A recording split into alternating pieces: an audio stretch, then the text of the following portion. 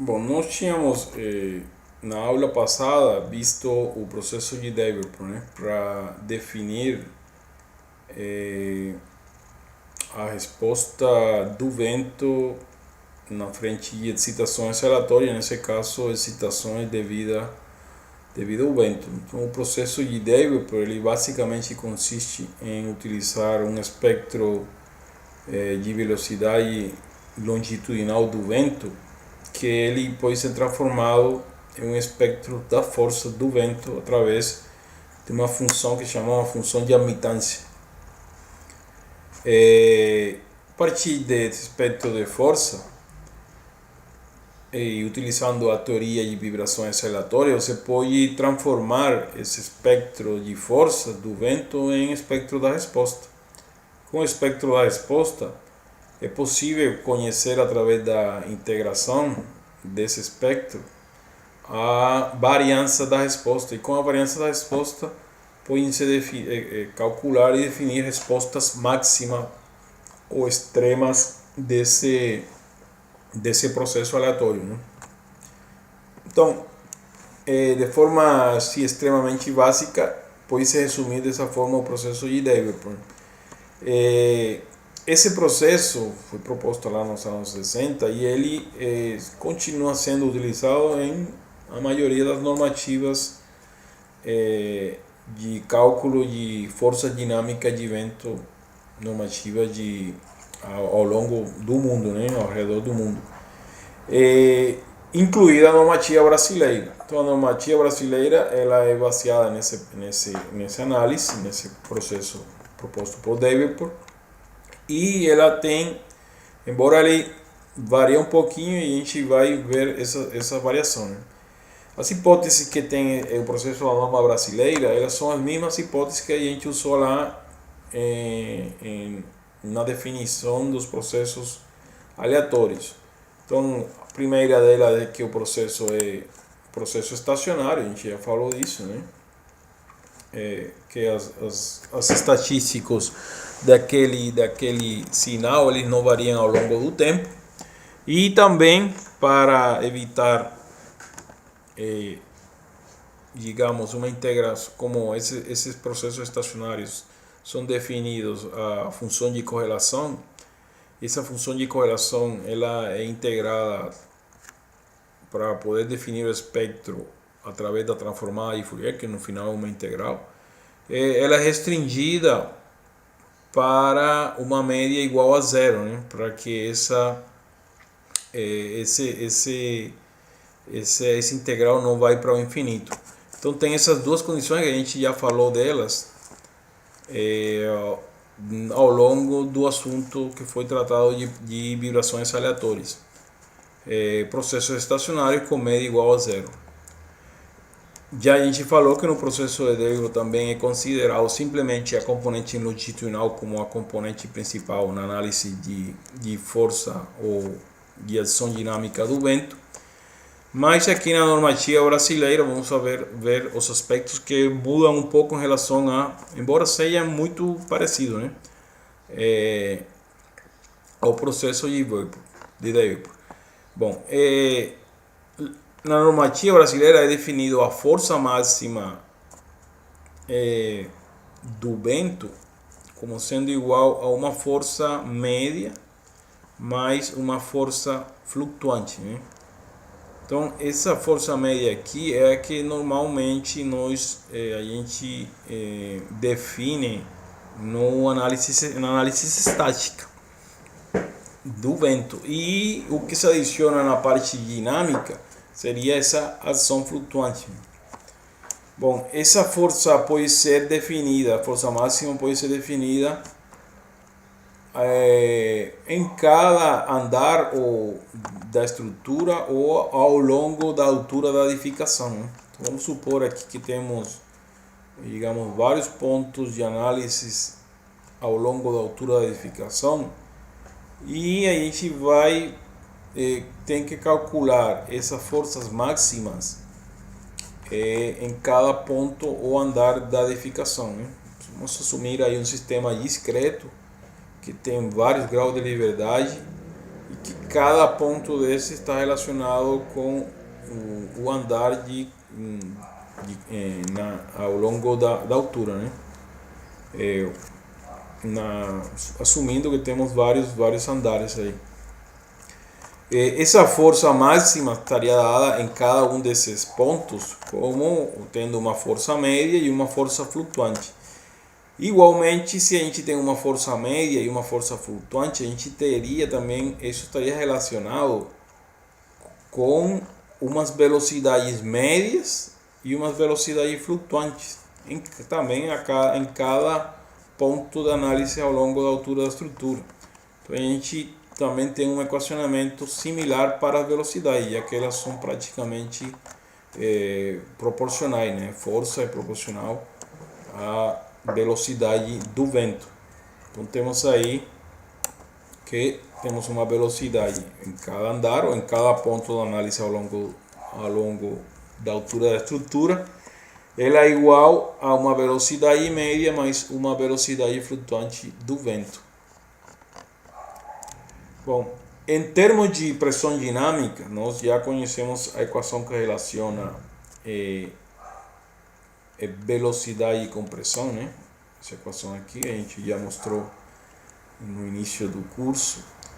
E aqui temos a densidade do ar dividida entre 2, a velocidade elevado ao quadrado. Então a gente pode representar a partir de utilizar essa equação que define a velocidade máxima em cada ponto da análise da estrutura, como sendo a velocidade média mais a velocidade flutuante. A gente pode introduzir essa equação lá na avaliação da pressão dinâmica. Então a gente teria a pressão dessa forma, e aqui temos dois termos, aqui faltou um parêntese, né? Elevado ao quadrado, sendo uma ampliação aí desse termo aqui, elevado ao quadrado, a gente teria aí três termos, né? Tem o primeiro termo elevado ao quadrado, que fica assim, o segundo, que é a multiplicação dos dois, e o último termo, que seria a velocidade flutuante ao quadrado. Nesse ponto é possível esse último termo aqui, devido a que a velocidade flutuante é muito menor do que a velocidade média do vento, ou pode se considerar menor. Esse termo aqui poderia ser expressado na análise, né?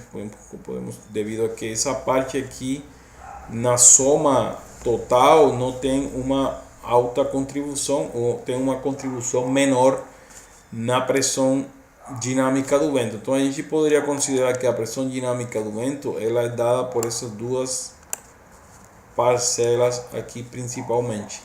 Então aqui temos a parcela da pressão média e a parcela da pressão flutuante, que pode se compor por essas duas, né? Por essas duas parcelas. Nesse caso, expressando esse último termo aqui. Então, isso a gente pode representar, a gente está indo de velocidade para força, a gente pode representar isso em termos de força também. Então, a força ela simplesmente é dada no caso de fluxo seja de ar ou de água, de qualquer outro tipo de fenômeno de afluxo, pode ser representada como a pressão vezes o coeficiente de arrasto, a gente já falou dele, vezes a área aferente, ou a área na qual está sendo aplicada aquela pressão. Então, assim a gente pode definir essa força. Lembrem que essa força pode ser definida ao longo da altura da estrutura. Então, temos aí que essa força ela é composta por duas parcelas, como foi definido aqui no início: a força média e a força flutuante, devido primeiro a velocidade média, e esse aqui devido à velocidade flutuante do vento.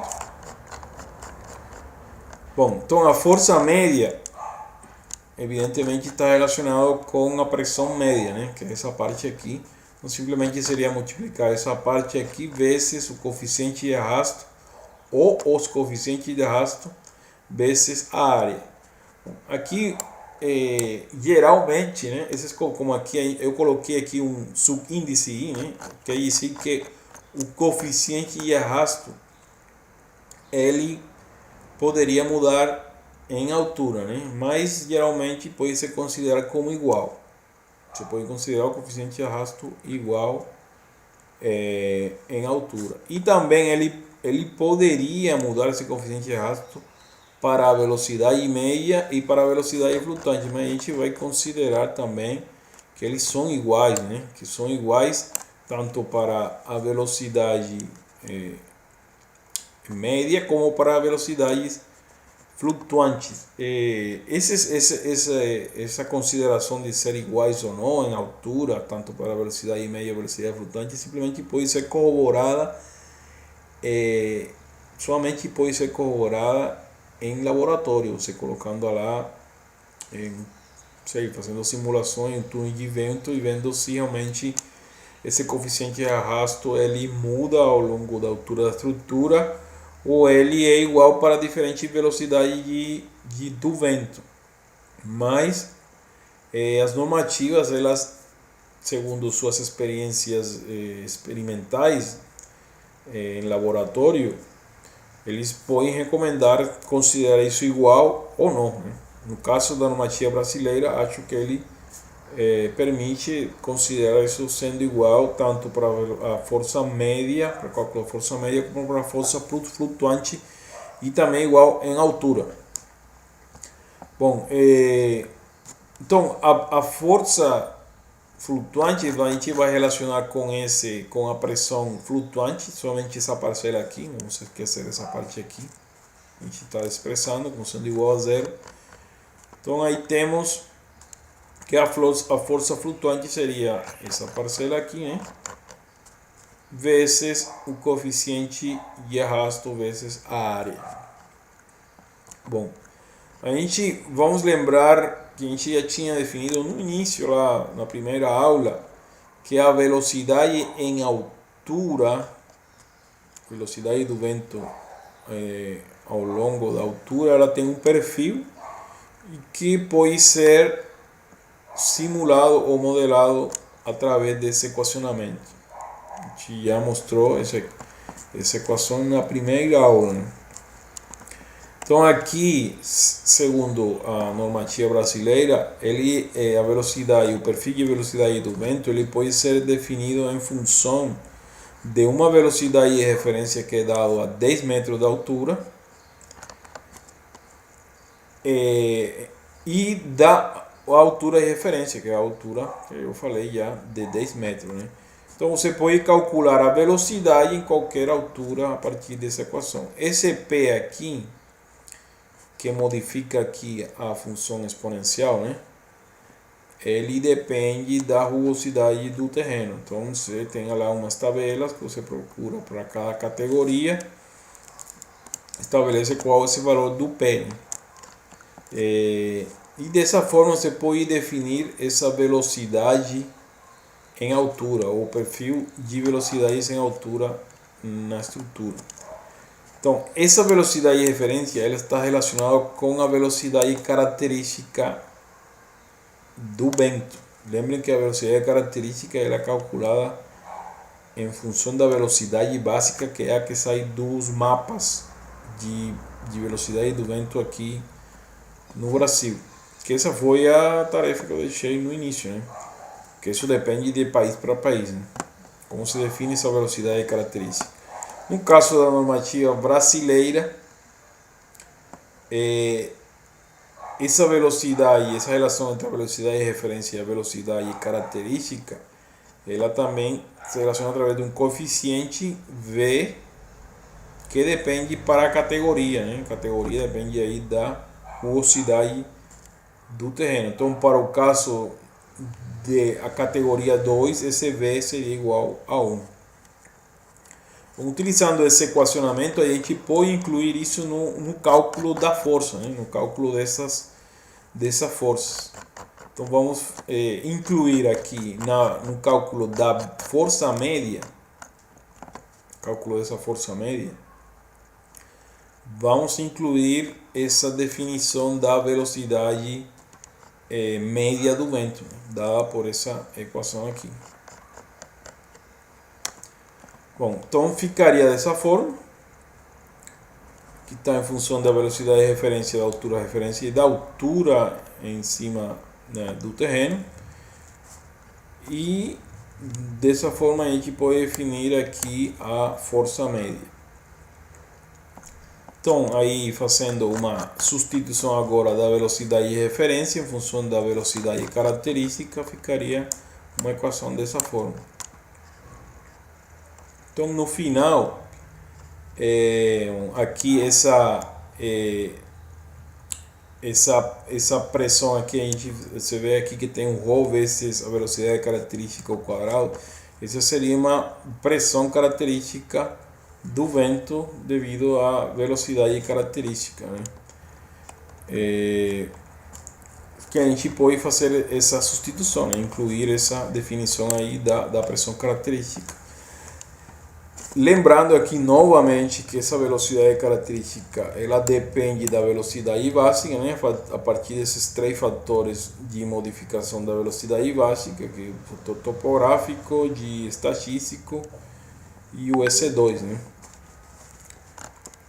Bom, no final a gente tem uma força média dada por essa equação aqui, onde essa parte aqui da equação seria a velocidade, a pressão do vento em altura. A gente teria também um perfil de pressões do vento em altura dado pela pressão média, e também se a gente utilizasse essa equação aqui, a gente também teria um perfil de pressões da velocidade da pressão flutuante. Bom, então a gente simplesmente aqui a gente definiu a força média. Já a força flutuante ela é definida na normativa porque já depende de outras coisas, né? Que é a parte dinâmica no fenômeno. Isso aqui seria uma simples definição da força estática, né? Em altura, para definir essa força média. Então vamos ver como é que define na normativa brasileira essas duas parcelas. Aqui a gente já mostrou a força média, vamos ver como se define a força flutuante. Então nesse caso a gente está falando aqui de um sistema de 1 grau de liberdade. A gente não tem saído do sistema de 1 grau de liberdade. Então lá na normativa tem dois métodos. A gente vai tratar primeiro sobre o método de 1 grau de liberdade, e depois de ver uma série de conceitos de sistema de múltiplo grau de liberdade, a gente pode ver um método relacionado com múltiplo grau de liberdade, que se chama lá de método discreto, né? Então, esse é o equacionamento que é utilizado na normativa para definir a pressão dinâmica do vento em altura. Então tem a parcela estática, vocês estão vendo que é igual à equação que eu acabei de mostrar aqui, de fazer a demonstração. Simplesmente que lá está tirando, isso aqui seria a pressão em altura, né? Só essa parte aqui, está tirando os coeficientes de arrasto e a área para somente ter pressão, que seria essa parte da equação aqui. Essa parte aqui é a pressão média do vento, mais essa parte aqui que é a pressão flutuante. Então na normativa brasileira é definido a pressão flutuante dessa forma. Então vamos ver cada um desses parâmetros para ver como é que eles são calculados para definir a pressão em altura do vento. Bom, vale a pena lembrar que esse método aqui é válido para ele está assumindo que a contribuição do primeiro modo de vibração, a gente vai ver depois esse conceito, porque a estrutura tem vários modos de vibração, mas esse método está assumindo que a contribuição do primeiro modo de vibração é bem importante.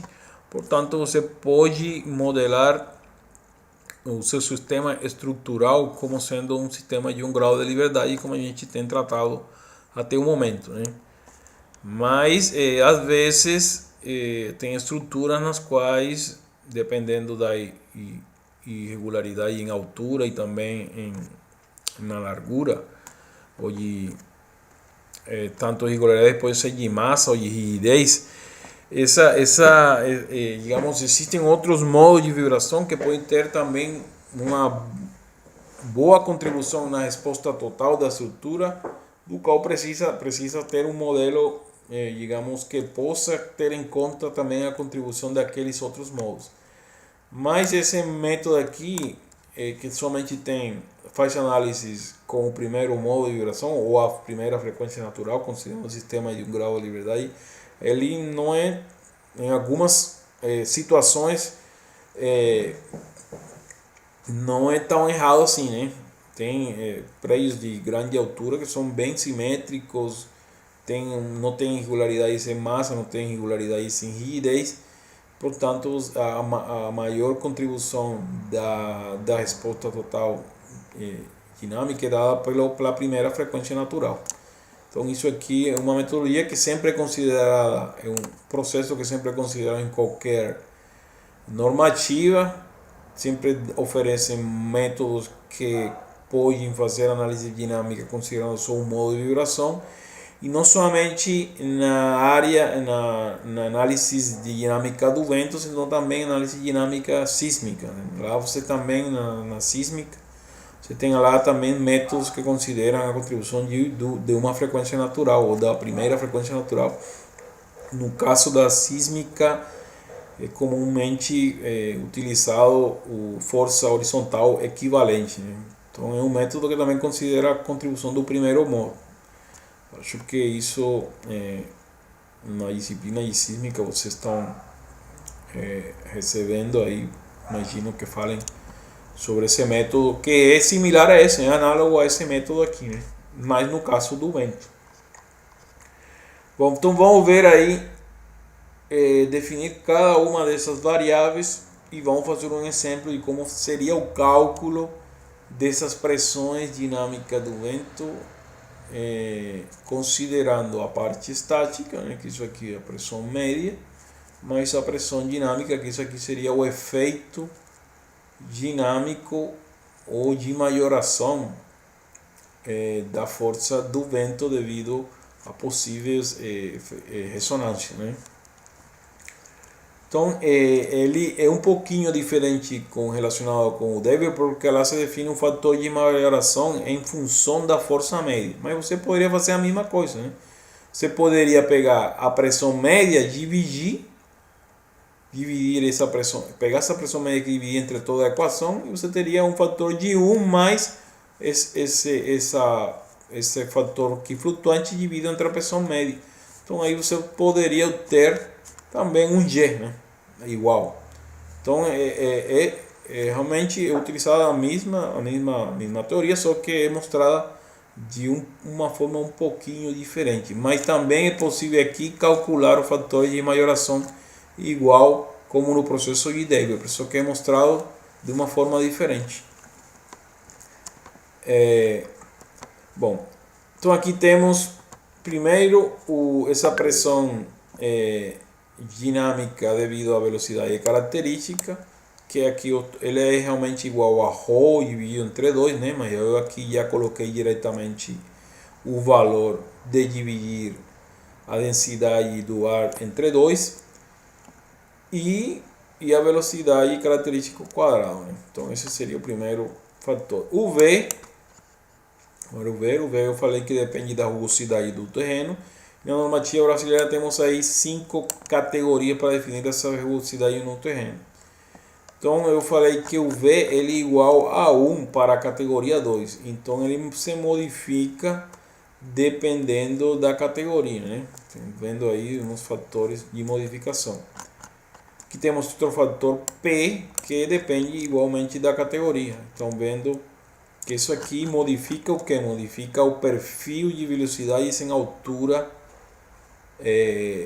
da pressão ou da velocidade, né? No caso. Então também temos aí como se modifica esse perfil de pressões ou perfil de velocidade, utilizando o P. O ZR, que é a altura de referência, que sempre dá como 10 metros, que é onde se faz a medição da velocidade de referência e também da velocidade básica, já que isso aqui está relacionado com a velocidade básica. E aqui seria a altura total da estrutura. O ponto onde você está calculando em altura seria o Z, né? Aqui teria 2Z. Você calcula, tem uma altura de 120 metros, você pode calcular o perfil de pressões nos pontos de interesse ao longo da altura da estrutura. E temos aqui uma parte que é a parte mais, digamos, importante no cálculo dessa equação, que seria o fator de amplificação dinâmico, essa variável aqui, né? E esse gama que depende do tipo de edificação, ele dá também em uma tabela. Então, digamos, em termos gerais, esse fator aqui seria o mais complicado de calcular, ou mais importante, porque ele que define a majoração, realmente, a majoração da força quando é incluído o efeito dinâmico. A fuerza, la Profe, fuerza. Hoy, puede falar. una pregunta. ¿Eso no tiene nada que ver con el coeficiente de amortecimiento, que es el último valor que está hablando? Não tem nada a ver. Mas ele, dentro do cálculo, lá dentro, tem o coeficiente de amortecimento aerodinâmico. Mas o símbolo é igual, mas não é igual, não é exatamente, não é a mesma coisa. Só que na normativa colocaram esse símbolo igual, né? Eles definem com outra letra o amortecimento, com essa letra aqui. Ok? Entendí, profe. Eu sei que ao longo do curso eu sempre usei essa anotação aqui para definir o amortecimento, mas eu estou usando a mesma anotação da normativa, né? Eles definem assim, que é igual a anotação que eu estava usando no amortecimento, mas não é a mesma. Isso aqui é o coeficiente de amplificação dinâmica. Ok? Bom, esse seria, digamos, a parte que está incluindo o espectro da velocidade do vento, né? Mas a filosofia do cálculo desse coeficiente de amplificação é baseada em gráfico, né? Apesar de que isso nunca tem sido deixado de lado nas normativas, nos códigos de análise, inclusive para outros tipos de forças dinâmicas, como o sismo.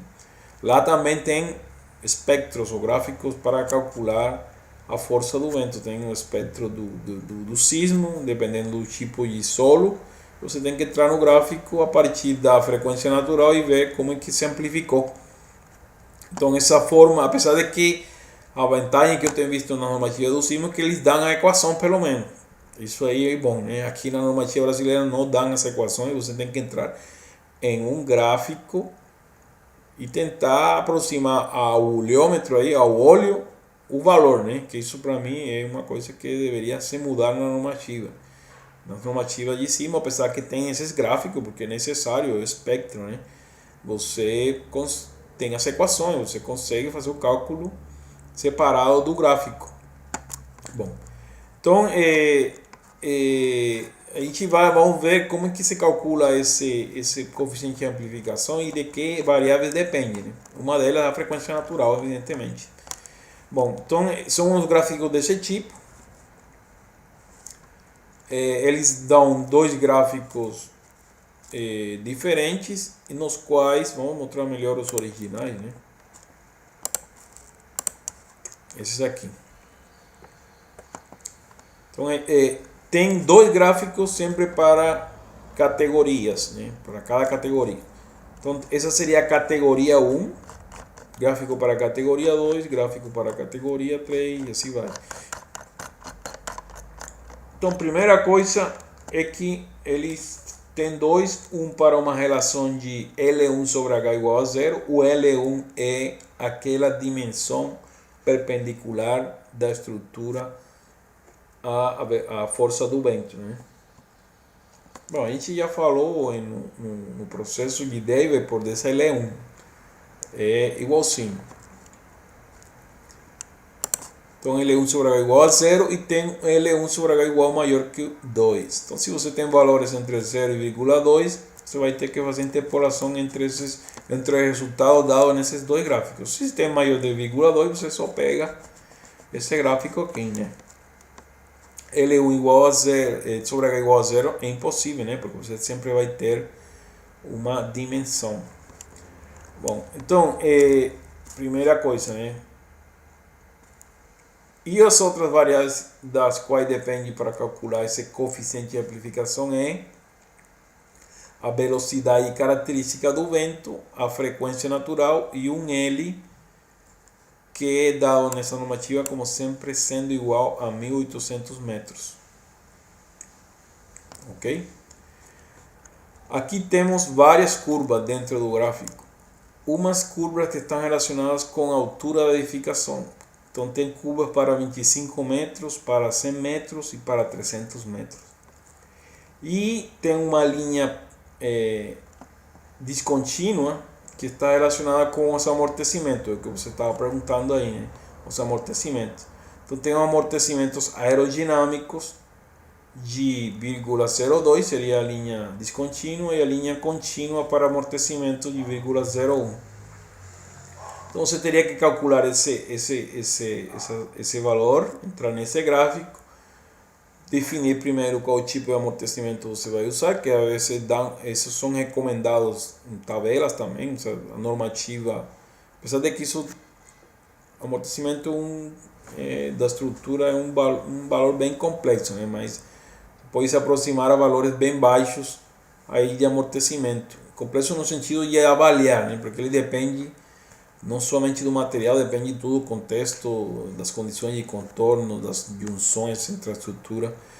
É um valor bem não linear, que depende de vários fatores e que é bem complexo de estabelecer como um valor só, né? Ele pode mudar ao longo de qualquer evento de excitação ou qualquer modificação dessas condições que eu estou falando. Bom, você tem que definir esse valor aqui, entrar dependendo do amortecimento que você escolher aí, e também da altura da edificação. Então, se você tem alturas entre esses valores, você teria que interpolar também, né? Você teria que fazer uma interpolação, porque depende aqui da altura da edificação. Igual nesse gráfico. Então, como eu falei, se você tem valores entre esses dois de L1 sobre H dividido entre esses dois, você vai ter que primeiro interpolar internamente dentro do gráfico e segundo interpolar com o outro, com os valores que vem daqui. Então essa seria a forma. Isso para aqui a gente está mostrando o gráfico para a categoria 1. Se você está em outra categoria, tem outros gráficos. O complicado dessa forma aqui é que ele não dá as equações, né? Mas eu, nas primeiras aulas que eu vi dessa disciplina, eu coloquei aí um aluno para fazer isso. Eu posso passar essa tabela aqui. Então ele fez o trabalhinho aí de fazer uma aproximação de cada uma das equações desses gráficos. Então temos aí a categoria 1. Tem aí os dois gráficos, né? Para L1 sobre H igual a 0. Tem aí as três alturas para amortecimento de 1% e para amortecimento de 2%. E aqui tem os três gráficos. E aqui outros três gráficos para o L1 sobre H igual a 0,2. E assim vai por cada um. Eu não verifiquei essas equações, mas espero que tenha, digamos, feito um trabalho correto. Mas por enquanto, se a gente vai fazer alguns cálculos relacionados com isso, a gente vai usar essas equações que não têm sido verificadas, né? Mas tentam reproduzir aqueles gráficos dessas tabelas, né? Que seria muito problemático você tentar tirar. É complicado, né? Você tentar tirar valores de um gráfico. Bom, então vamos ver aí quais parâmetros faltariam. Então a gente está onde? Está aqui. Então faltaria definir a velocidade característica, que a gente já falou, né? Depende de EC1, EC2 e EC3. E a gente já definiu aqui o valor de EC2 como sendo 0,9, que é o que recomenda aí a normativa. O EC2, acho que ele depende do tipo de edificação, essas coisas. Não lembro exatamente, mas a gente pode procurar lá qual o fator EC2. Bom, então lá faltaria só esse fator aqui, esse fator gama, que ele depende do tipo de edificação. Tem uma tabela lá na qual você pode aí definir esse fator gama. Então temos edificações, estruturas aporticadas de concreto, ou sem cortina, de muro de concreto, ou estruturas aporticadas também aí. É uma tabela mais longa, né? Eu somente coloquei 2 exemplos aqui que surgem daquela tabela. Uma tabela que tem vários tipos de edificações. A tabela 19 da NBR 6123, né? Você pode procurar lá.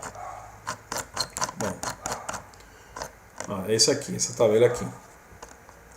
Então aí tem vários tipos de edificações e também dá umas recomendações para definir o amortecimento, né? Isso aqui, evidentemente, essas recomendações devem surgir de análises experimentais, no qual foram para esse tipo de edificações definidas os amortecimentos aproximados. Na normativa brasileira, ele recomenda, porque aqui vocês veem que, bom, acho que não somente na normativa brasileira, todas as normativas, tanto de vento como de cima, de outros países, sempre tem uma recomendação relacionada, um cálculo, poderia falar recomendação, como um cálculo, uma forma de calcular de forma simples a frequência natural da estrutura. Essa frequência natural da estrutura, ela surge de uma análise que nós chamamos de análise modal. Você teria que colocar pode ser através de elementos finitos, evidente, não tem outro jeito. Você tem que fazer uma análise numérica da estrutura e tem um tipo de análise que consegue você calcular esse valor.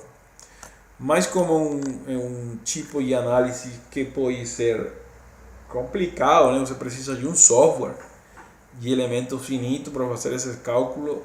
Sempre as normativas, os códigos te oferecem uma alternativa simples de fazer esse cálculo do período da frequência natural da estrutura. E tem-se visto que geralmente esse período ele depende da altura da estrutura. Então aqui eles estão recomendando umas equações para tentar aproximar o período ou a frequência natural da estrutura, o qual particularmente eu não recomendaria usar. Se você está fazendo um projeto para calcular a força dinâmica do vento, eu recomendo fazer um modelo mesmo. Fazer um modelo lá, tem muitos software alguns são gratuitos, outros são pagos, mas sempre há uma alternativa aí para você tentar definir a frequência natural da estrutura através de um cálculo mais refinado, mais exato. Isso aqui realmente eu já usei. De fato, alguma das minhas pesquisas que foram no início no mestrado, realmente, a gente tentou ver a aplicabilidade dessas equações na normativa colombiana. E a gente viu que essas equações fugem muito da realidade dos prédios, pelo menos da região que a gente fez análise, né? A gente foi lá, colocou acelerômetro, fez medições de vibração, calculou a primeira frequência natural através de um processo totalmente experimental, não somente de uma edificação, tinha mais ou menos 50 edificações. Isso foi um projeto E a gente viu que essas equações, que pelo menos na normativa colombiana, fugiam muito do que acontecia, né? Do que acontece na realidade nos prédios dessas edificações. E a gente veio com vários prédios de várias alturas, né? Tentar fazer uma análise aí estadística. Então, essa experiência me deixa muito para desconfiar dessas equações. Portanto, eu sempre recomendo fazer análises modal, também chamada erroneamente análise dinâmica, às vezes, da estrutura, né? Recomendo não utilizar essas equações. Mas se não tem jeito, bom, você está dentro da normativa, está cumprindo o código para fazer a análise. Bom, acho que na próxima aula, acho que não dá tempo, a gente mostra um exemplo de cálculo para essa metodologia e possivelmente a gente também mostra aí como foi implementado no MATLAB, ok? Tem alguma pergunta?